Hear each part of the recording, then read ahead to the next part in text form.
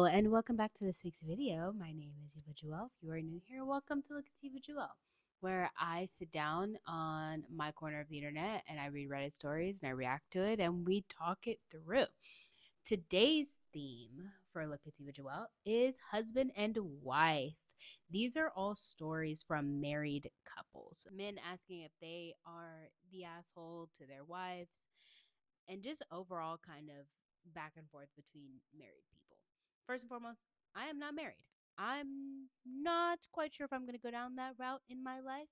However, I do think that an outside perspective may be refreshing to these people.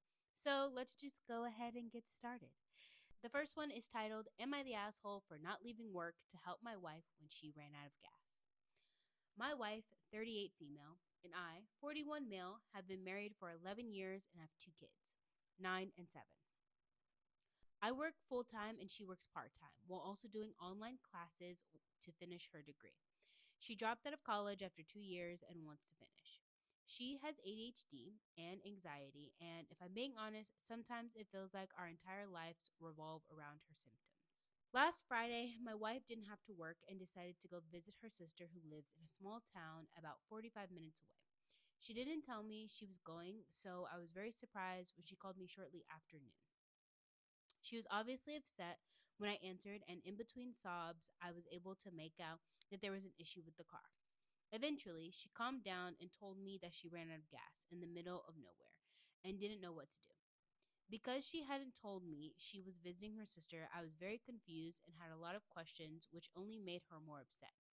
I was getting frustrated too, so I finally just asked her what she wanted me to do. She told me she needed me to come help her. I told her I was at work and had meetings in the afternoon that I couldn't skip. I suggested that she call her sister, but she went to work after my wife visited and my wife didn't want to bother her. I suggested that she call AAA to come help, but she said she didn't know how to do that. I suggested she call an Uber, but she was in the middle of nowhere and it didn't show any cars available. I suggested she call a friend or someone else that might be able to help, and she yelled at me to just come fucking help her. I tried to remain calm and reiterated that I am sorry she's in this position, but at this moment I am unable to help her. I told her I had offered numerous suggestions and she could try to help herself, but I can't leave work. She then hung up on me. My first meeting of the afternoon was starting in 5 minutes, so I tried calling her back and she didn't answer. I kept trying to text her during my meetings too, but she never responded. I tried calling again between my meeting and still no answer, which I admit pissed me off because even if I was trying to come help at that point, I couldn't reach her. Very true.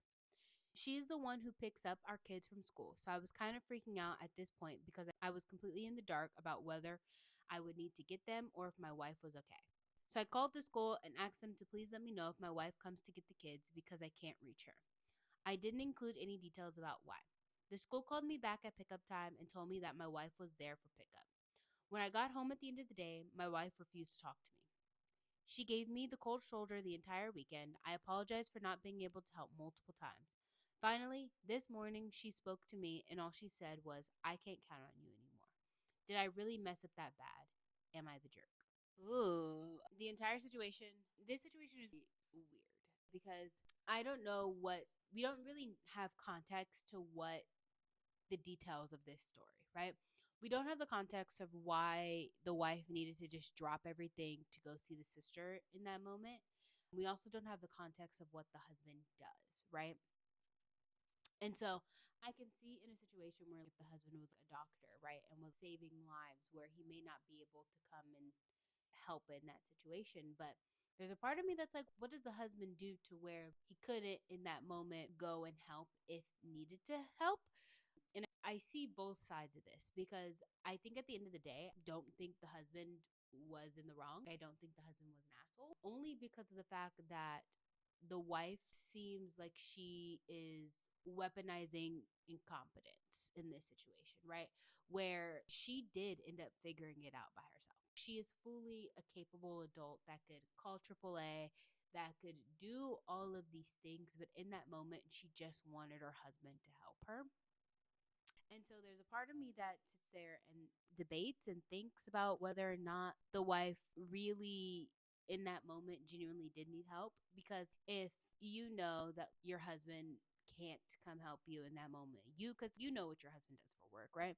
You know how important he is in that job or in that field or in his position, to where if it came down to it and the husband was like, if this husband missed these meetings, he would get in trouble and he would lose his job, then I completely understand why he couldn't come and help. But at the end of the day, even you as a wife, as an adult, you are a fully functioning adult that can 100% solve a problem. And she did, because she made it home to be able to pick up the kids from school. And so there is a part of me where I'm like, I understand where the wife is. I was really frustrated in this moment. I was like overwhelmed in this moment. And he did mention that she does have ADHD and she has some mental health issues, but she still does have to be a functioning adult at the end of the day. And I think in this moment, the husband forced her to do that.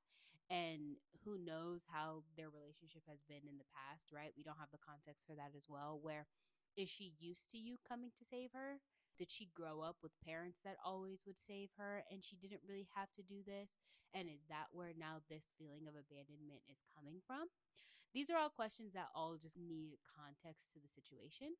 But at the end of the day, I don't think the husband is an asshole. I don't really think anyone in the situation is an asshole. I think it's just an unfortunate situation where she was really overwhelmed. And that was one of those moments where her mental health issues played into how she processed her emotions. And I think in that moment, when you are having anxiety and you're worked up, then when you ask for help and somebody does not help you, you do feel like you've been abandoned in that situation.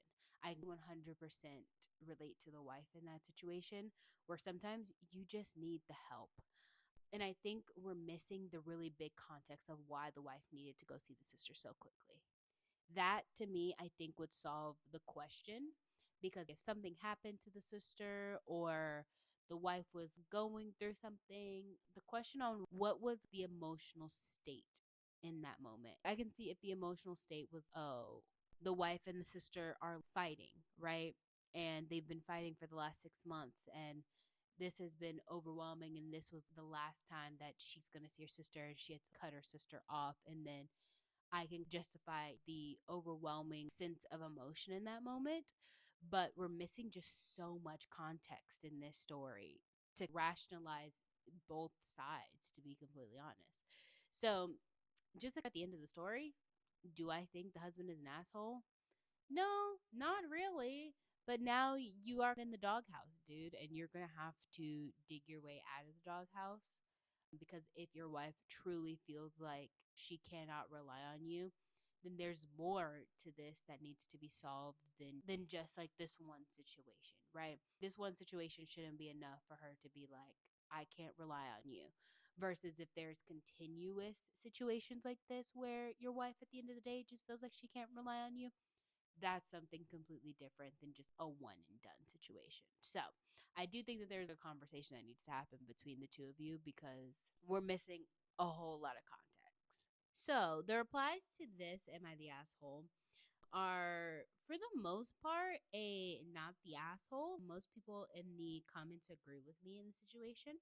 But there are some people trying to justify the difference in the situation, saying that, well, do you as a husband, are you the person that controls all the finances and you're the only person responsible for putting gas in the car? Is that your own responsibility?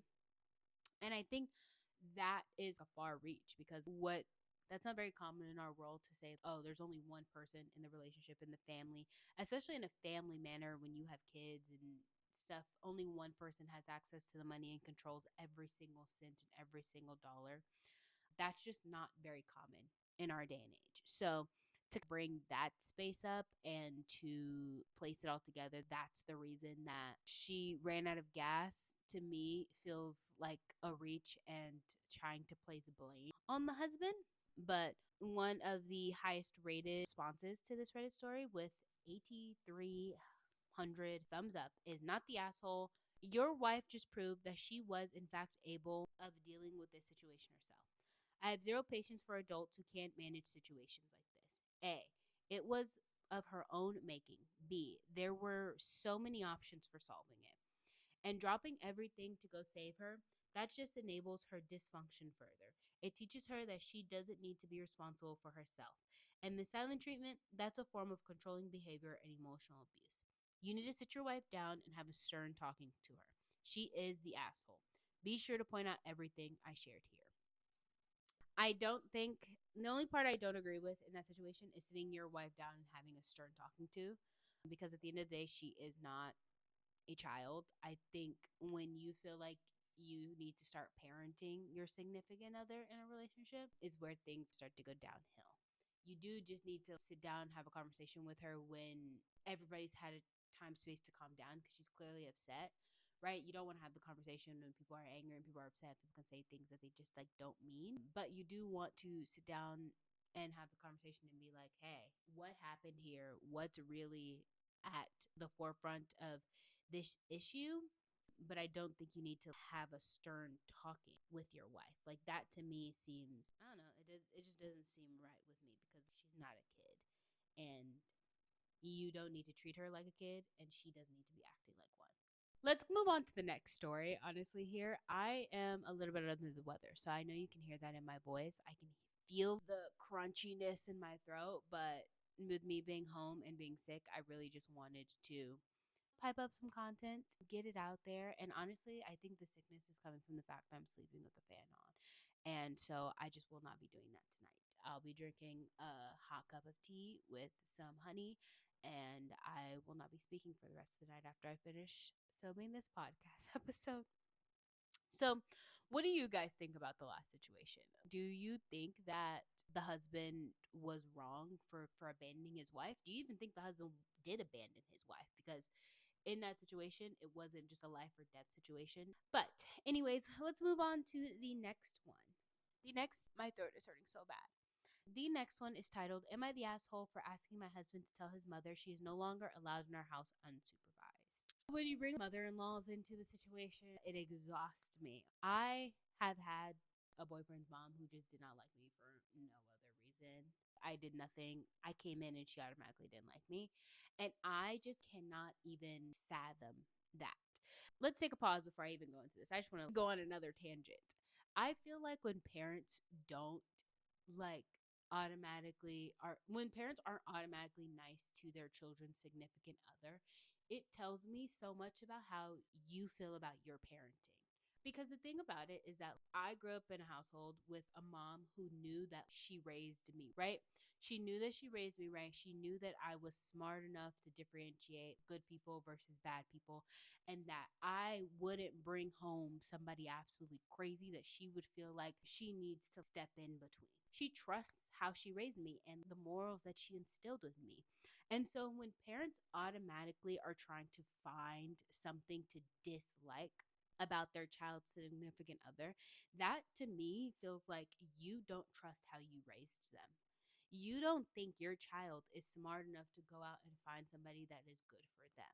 So then you feel like you still need to control them because you don't have faith in the parenting that you installed in your child. But I digress. That's just my it in life, because the one situation where I did have that, where his mom did not fucking like me, he also was one of those really rich kids that two parents came and saved him for everything. He was the type of person that romanticized being from the streets and being in the hood. And it was like, babe, you drive a BMW. Your dad bought you and your sister BMWs so then he could flex on Facebook that he was able to do this for you. You're fine. I digress. That's not what this is about. Let's get on to the story. My mother in law has a long history of crossing boundaries in my home. Enough said. I already think you're not the asshole. Examples include opening my mail and packages when I'm not there, rearranging my garage without asking, and moving around my makeup, skincare, and kitchen items while she's visiting. She usually does these things when I'm not home. For context, this is not something my own parents do, and we've never set an expectation that family members can just do whatever they want in our house. Last Christmas, my husband gave her money to take our two young sons shopping so they could pick out gifts for us. She helped my youngest son choose a slash drying mat for me. So while she was involved in picking it out, it was paid for with my husband's money and given to me as a gift from my son. For comparison, the actual gift she personally gave me was an old bag of poopery and a chapstick. Recently, she was at our house watching the kids while I was at work and my husband was out. When I got home, I noticed things in the pantry had been moved. Then I realized the dish drying rack slash mat was gone. I had seen it earlier that day, so I knew it had been there. I asked my kids and my husband if they had moved it. No one knew anything about it. At that point, I strongly suspected that my mother in law moved it because she has taken gifts back from people before. What is going on? My husband texted her and asked if she took it. She admitted she did, saying, "We don't use it enough, so she took it with her." I was shocked and angry. To me, this is stealing something from my house because she decided I didn't deserve to keep my own property. My husband thinks I should just let it go and sweep it under the rug. I told him that this is a serious boundary issue and I don't trust her in our home anymore. I requested that she no longer be alone in our house unsupervised, but my husband thinks that what she did wasn't stealing and I'm making a big deal over nothing. Am I the asshole? Absolutely fuck not. I am so sorry. First and foremost, it is 100% a boundary issue. And your husband doesn't see an issue with it because this is how he was raised. He doesn't think it's a boundary issue because his mom instilled in him that it's not a boundary issue. His mom instilled that she can do whatever she wants, she can take whatever she wants, and this is how he was raised, and he doesn't see any issue with it. Versus you were not raised like that. You have boundaries set in place with people, and that's part of this entire relationship space, right? Where it's like if your wife or your husband or something says, "Hey, this thing bothers me. Let's not do this again. Let's make sure this doesn't happen again." And the other person completely dismisses it, you have an issue in that situation. Because not only did mom take the dish rack, but she didn't even pay for the dish rack. What's crazy about it is that she didn't pay for the dish rack. She took your son to go buy it for you. And two, they thought a dish rack was a suitable gift to begin with. I'm so sorry, but I was raised in a house where after you hit puberty, you are old enough to then know that the gifts that you give people need to be a gift that doesn't benefit the home. And I think her kids are under the age of 12. They're under the age of puberty, so I will give them some leeway. But mother-in-law knew that a dish drying rack was not an adequate gift for mom. But since the children are underage, we're gonna give a little bit of leeway and we're gonna just say that's okay. But I do believe that as an adult that a gift should never be a community gift for a singular person. Like I said, after the age of 12, mom does not get a dish drying rack. Mom gets a necklace that only mom can wear, that only mom can enjoy. Dad doesn't get a barbecue grilling set. That is a gift for the home. Dad gets a pair of shoes that only dad will benefit from, that only dad will wear. Okay? And so I want to know the context of mother in law's financial space, right? Because to me, it is giving that maybe mother in law isn't super duper well off, right? Because then I feel like there's some levels to it, right? Where it's okay, if mom's not super duper well off and does need things, then it's like, okay, I can see where her mindset may be coming from. Is it still acceptable? No. But the fact that your husband isn't even hearing you out, right? Because I think there's a difference between listening to someone and hearing someone. I can listen to people talk all day, but I think hearing has a piece of action taken behind it. Hearing and understanding and comprehending someone and then acting accordingly is different between just listening to somebody, right? Because when you listen to somebody, you may not even understand why, or you may not care to understand why this person is feeling that way. But when you understand and you comprehend something, there's a level of empathy that goes with it. And so I think it's just weird that your husband is not comprehending why this is bothering you just as a whole. If this is maybe the first situation where you've had this issue with mom, which it doesn't sound like because you said something about her giving you old poopery and chapstick for a gift prior, then it needs to be a really serious conversation that you have. Versus if this is the first time, it's a continuous conversation that you need to have with your husband until he gets it. One of the top rated comments on this post with 11,000 thumbs up is, "Your husband is an ass and covering for his stealing mother. You are not overreacting, and if anything, you might be underreacting. They're gaslighting you, and this is a hill to die on. Don't suggest she come over on her own. Demand it. She has zero reason to be in your house without one of you there. Not the asshole, but they sure are." Oh, 100%. Maybe the only way that I can think that maybe mother-in-law needs to be in their house when they're not there is if she's babysitting the kid, because it does seem like the kid is young, right? Because she took them to go buy gifts and stuff. So maybe the kid is super young and that's really the only reason that she needs to be there. But the thing about it is that if she is not willing to fix that issue and understand and hear you on that issue, you may have to figure out the different means of childcare. And then if it's not the case where like you can't figure out a different space for childcare, there needs to be some form of a compromise, because at this point I feel like when you're in a relationship, your parents and your family are your responsibility, right? Where if your mom is doing something, if my boyfriend's mom is doing something that rubs me the wrong way, it is his job to go and tell his mom, because that is his mom, to stop doing that, right? To stand up for me. Same thing where if it was the other way around, right? But it's so weird because even the other commenters say that because mommy respects his things, so it's really no big deal. I'd make some of his things disappear, starting with his living arrangement. I didn't even think of that. I didn't even think about the fact that the mom's not doing that to her son. She's only taking her things. Oh, this is an issue. What do you guys think about the situation? Is there a situation where mom is in the right and maybe we are not being empathetic towards the mom? Or do you guys think that OP in this situation is 100% in the right? Leave your comments down below. And that is the end of this week's episode. I'm honestly really excited to see what you guys think, because I love doing relationship themed episodes. And I think when you're husband and wife, it adds another layer to it that's just kind of sticky, in the sense that divorce is on the table. Are these reasons enough for you to divorce your significant other? Okay? Because to me, I feel like these things are things that build up, because it's not about the taking of the dish mat. It's about the principle of the thing. And I think a lot of the times when people end up getting divorced or friendships end up ending, it's about there's a lack of understanding the principle of the situation between the two parties. And so I'm excited to see what you guys think of these stories. Thank you guys so much for being here on this episode.